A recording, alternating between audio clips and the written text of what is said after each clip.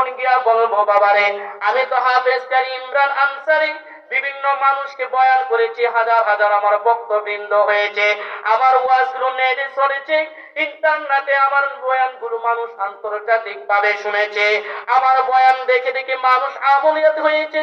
কিন্তু আমি বক্তা হইয়া আমি তো নিজে আমল করলাম না, আমি বক্তা হইয়া আমি নিজে আমল করলাম না। আমার স্ত্রী নামাজ পড়লো কিনা আমার কোনো খেয়াল নাই, আমার মেয়ে নামাজ পড়লো কিনা আমার খেয়াল নাই, আমার বন্ধুর সাথে চলাফেরা করি, বন্ধু নামাজ পড়লো কিনা খেয়াল নাই, আমার মেয়ে নামাজ পড়লো কিনা খেয়াল নাই, আমার বন্ধু বান্ধব আত্মীয় স্বজন গুলো নামাজ পড়লো কিনা খেয়াল নাই।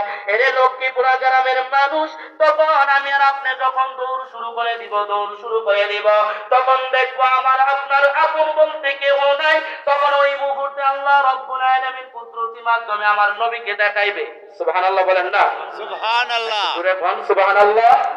সুবহানাল্লাহ। নবীকে দেখাইবে, দেখবো গিয়া নবীজি মাকামে মাহমুদের নিচে সিজদায় পড়ে পড়ে রব্বি হাবলি উম্মতি উম্মতি বলে কান্দা। আল্লাহু আকবার, আল্লাহু আকবার। নবীকে যখন গিয়ে পাবো, নবীকে গিয়ে যখন দেখবো, দেখার পরে আমি বলবো ইয়া রাসূলুল্লাহ ইয়া হাবিবাল্লাহ, ও প্রাণের নবীজি। এর আগে যখন খেয়াল করবো দেখবো বাবা আদমকে দেখার পরে বলবো আপনি তো আমাদের প্রথম পিতা। আপনি মা হাওয়াকে দেখবেন, বলবেন আপনি তো আমাদের প্রথম মা। কেউ কথা ঠিক কিনা বলে? ঠিক। প্রথম পিতা, প্রথম মাতা।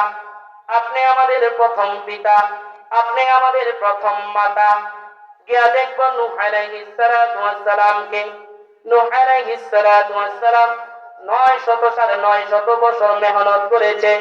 ইব্রাহিম পয়গম্বরকে দেখবো, মুসা কালিমুল্লাহকে দেখবো, ঈসা রূহুল্লাহকে দেখবো। এক এক করে সবার কাছে যখন যাব, সবাইকে বলবে ইয়া নাফসি করতে থাকবে।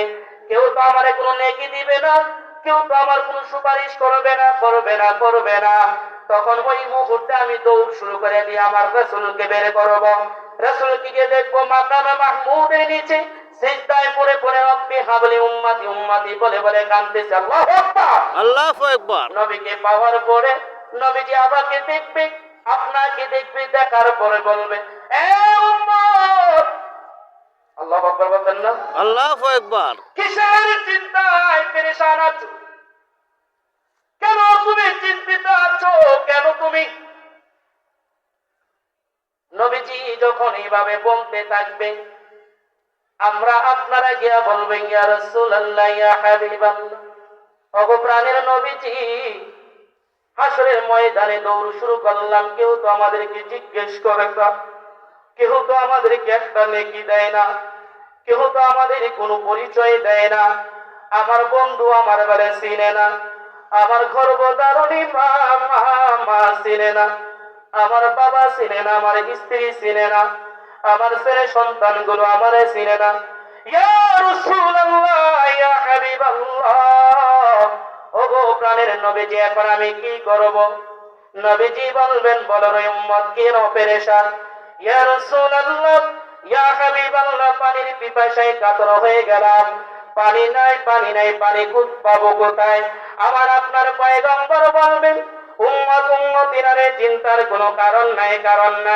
পানির পিপাসা, তোমার কোনো চিন্তার কারণ নাই, চিন্তার তুমি কইরো না, চিন্তার কোনো কারণ নাই, তোমার চিন্তার কোনো বিষয় নাই।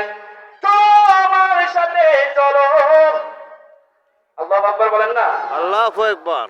হাউজে কাউসারের সামনে আমাকে আপনাকে নিবে।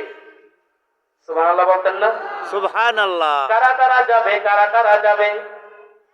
যে তাফসীর নিয়েছিলাম অল্প সময়ের ভিতরে, যে তাফসীর নিয়েছিলাম অল্প জায়গায়, আরো আশেপাশে প্রোগ্রাম আছে, এই সূরা কাউসারের তাফসীর করব ইনশাআল্লাহ। সংক্ষিপ্ত আকারে বললাম, যেহেতু আমি এলাকার সন্তান হিসেবে সংক্ষিপ্ত আপনাদের সামনে উঠলাম। বাবারা, যে কাউসার হাউজের সামনে যাব, গিয়া দেখব রে লক্ষ কোটি তারকা যেরকম দেখা যায়, ওই লক্ষ কোটি তারকার মতো আল্লাহ রাব্বুল আলামিন পেয়ালা বানাইয়া রেখেছেন। সুবহানাল্লাহ। তো জোরে বল সুবহানাল্লাহ। এই পেয়ালা পানি পান করতে চান? জোরে বললাম চাননি? হ্যাঁ। তাহলে কি করতে হবে? এই আয়াতের তাফসীরের মধ্যে একটা আয়াত আছে, قل إن صلاتي ونسكي ومحياي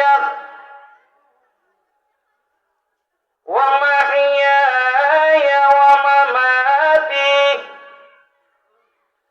لله رب العالمين. আল্লাহু আকবার। আবার বলেন আল্লাহু আকবার। আল্লাহু আকবার। আমার নামাজ, আমার কুরবানি, আমার জীবন, আমার মুখ কার জন্য? এই জোরে বলেন না, কার জন্য? আল্লাহর জন্য। প্রথম বলছে নামাজ, ওরা আমার কুরবানি, আমার জীবন, আমার মরণ লিল্লাহি রাব্বিল আলামিন। কার জন্য? আল্লাহর আচ্ছা, জন্য। জোরে বলেন কার জন্য? আল্লাহর জন্য। ওরে মানুষ হইছ বেহুশ দুনিয়ার পিছে।